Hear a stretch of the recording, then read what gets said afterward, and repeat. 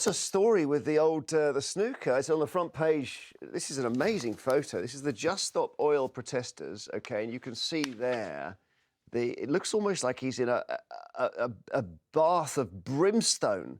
But have a look at what actually happened. Milk and 7. Drop area 4. Well, I don't quite know what that was for. Oh. Well, these are terrible, terrible scenes here at the Crucible. I don't know. I mean, I suppose it's terrible. It's quite bad. Well, terrible, terrible scenes is a bit of an exaggeration. Well, I was thinking... Unusual, bizarre scenes, perhaps. Yes, so that's a protester. It's Just Stop Oil. He's thrown some sort of powder over himself. There were two of them. One of them failed on the other table. And we're going to... I tell you what, we've got a Just Stop Oil activist we should talk to about this, Paul Bell. So, firstly, it wasn't you on the table, was it, Paul? No, it certainly wasn't. I'll just introduce myself. So my name's Paul, I'm 22, and I'm demanding that the government stops new oil, gas and coal because I'm a climate scientist, I'm a PhD student studying high-impact climate events, and investing in new fossil fuel projects is scientifically proven to be complete and utter madness. OK, but why disrupt a snooker tournament? Yeah, I mean, honestly, great question, right? Like, why? You know, why would a 25-year-old student and a 52-year-old woman who's like works at a museum, why would they do this incredibly dramatic event, right? I think the answer's in the name, right? Just Stop Oil. You know, so last year we saw 33 million people displaced by climate-induced floods in Pakistan. That is it's got nothing to do. Half the UK population. It's got nothing to do with the snooker. No, sorry, you're just equivalent of half the UK population. It's got nothing to do with the snooker. Half the UK population were displaced from their homes. Just imagine the level of tragedy. It's got nothing to do with the snooker. In that context, our government is still investing in new oil, gas, and coal. That is completely criminal. But you may be right, but do not use this word lightly. It is genocidal. OK, you've given me a series of reasons why you're upset, but you haven't told me why you disrupted the snooker.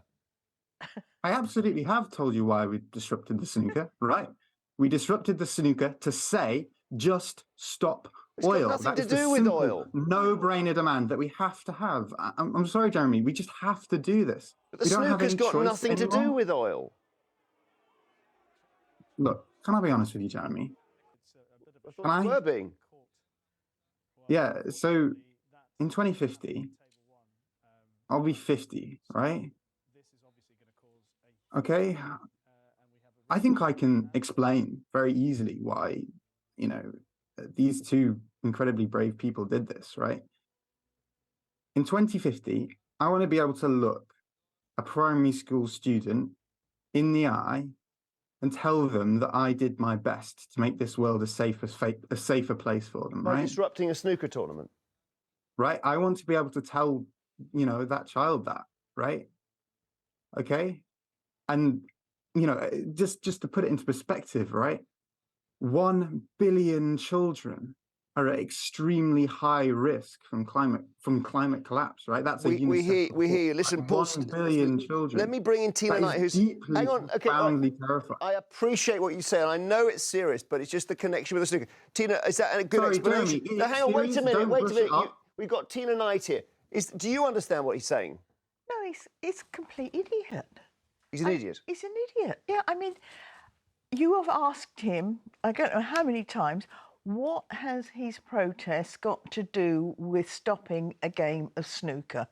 Got no relevance other than just trying to... He's very upset about the state of the planet, and I'm going to take his side. He's going to take any measures he can to draw our attention to it. That's the... And if he has to sit on or his friend has to sit on a snooker table... Get into sensible debates with people and explain his position a lot more sensibly rather than all emotive. Put some back to it and persuade people. You don't do that by leaping on snooker tables or upsetting anybody's pleasure. The way you deal with it is by debate and good questions. Henry, where are you on this? There was a direct connection between what the animal action people did at Aintree on Saturday and the event. You know, Was there? I mean, they're in favour of plant-based diets. no, Why don't- no. These are people who think that forcing horses to run round a race course for 4.5 miles, jumping over really high fences, is dangerous for the horses for human pleasure. There's a direct connection. You can understand that. And there's also a direct connection between what Peter Hain was doing, protesting the Springboks rugby tour in the late 1960s, and the event they were trying to stop, protesting apartheid and trying to stop them sports washing. And also when you look at other events, the rebel tours of South Africa in the late 80s, people there protesting. So you can understand there's a logic to it, and that's why people supported it, and it was all part and parcel of a wider mobilisation. The difficulty that our colleague who was talking to us has is making that connection and persuading people and also giving the alternatives. Because when it comes to the evils that people were protesting in the 60s, for example, with apartheid and then on, it's very clear what the alternative is. Stop the evil. You know what to do. With this, the alternatives, a different kind of fuel, a different kind of power, it's not there yet in enough supply for us to say, OK, we need to stop this now. So is it, Paul, isn't the problem, I mean, just listening to my two friends here, the problem is you're going to have people who think, well, they support your cause, but you're messing it up. Can I just respond to that point there? So first of all, yeah, I mean, it's a really brilliant example, like apartheid in South Africa. Like there were mass movement on the streets, mass movement of civil resistance, of course, mass movement within South Africa as well. And, you know, apartheid was abolished. You know, this kind of non-violent civil resistance absolutely can work. And that is truly fantastic, right? And just to respond about energy and energy policy. So we have renewables. They're a perfectly proven technology, and we just have to have them now. We have to transition. That will reduce people's energy bills now, right? They are 9 times cheaper than oil and gas. The fact that our government is still investing in oil, gas, and coal is completely bananas to me. But honestly, Jeremy, I really just want to bring us back to what I said before, right? 33 million people were displaced by climate-induced floods in Pakistan, right? And we are still investing in new oil and gas. Last year, we hit 40 degrees in the UK, 40 degrees. Crops burned in the field, birds fell out of the sky. And we are still investing. Our criminal government is still investing in new oil and gas. Okay.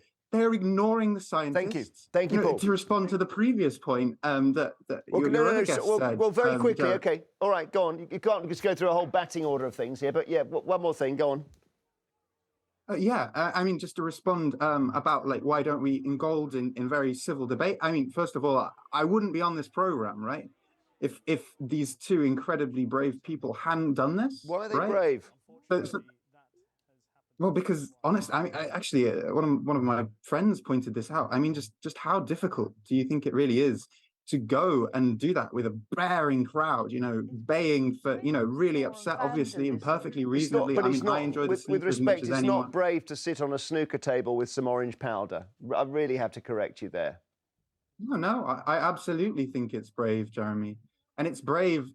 Everyone is brave who is standing up and protesting in civil resistance against our criminal government, who are still investing in new oil, gas, and coal. And if anyone who's listening is as worried as I am about their kids' future, we'll be on the streets from April 24th. Thank you. In civil resistance. Thank you. It will be completely I'm only legal, stopping. You've been through it all. slow marching. Thank you. We've done it, Paul. We've got there. We can't just go on and on. But thank you very much. I hope I gave him a good shout. But then I think to myself, OK, he's been interviewed there because someone stopped the snooker. Yeah. Should we be interviewing him? No. You don't think so? No, because basically you stop the snooker, you get on the TV. Yeah, and the more media coverage of this vandalism, the worse it's going to get, because exactly you've played into their hands. He's had a load of airtime talking quite a lot of. He didn't talk about snooker much. Thing. But, yeah. Well, he didn't answer the question. I mean, Well, they never that's do. the They've got point, their though, you know. mantra. Yeah. They've got their mantra. They stick to their mantra. The background is, I mean, nobody that I know is not scared of what's happening to the planet. Yeah. So we start. We're all there together. That's right. But And then you test everybody- the arguments. You test the arguments, and you Yeah. test how effective the protest has been. Can you hold it up? Yeah. And all these protests do actually turn people against it. That's the stupid thing. As you say, most people are aware of it. The fact that we're all starting to sort our rubbish into bins, the fact that we're taking action in many, many different ways, and that's civilised. You don't sort of make vandalism and breaking the law. He's gone, so I don't want to. We'll stop there. But Stormy, you could talk some more about this. Yeah, we'll talk about Just Stop Oil in the latest protest in Jeremy Vine Extra. That'll be at 11:15. Do you think that they have lost the plot by targeting the snooker? What do you think? 0207 862 2222 is the number for your views on that one. I know it's terribly minor by comparison to the planet, but I love watching snooker, and the position of the balls on the table at the moment when the protester went in, as anyone knows who watches, is kind of sacred. You can't move them a millimetre. And the guy, when you see a guy jump on and sit, I'm laughing, comparing the sacredness of the balls to the sacredness of the planet. That's how you see it. The one that's on a losing shot will be zooming in and making sure it's put but back I know, exactly. yes, exactly. There is no comparison, and I guess that's what he's saying. We're all engaged in trivia. We're fiddling while Rome burns. That's what the guy's saying. OK, different story now. Telegraph.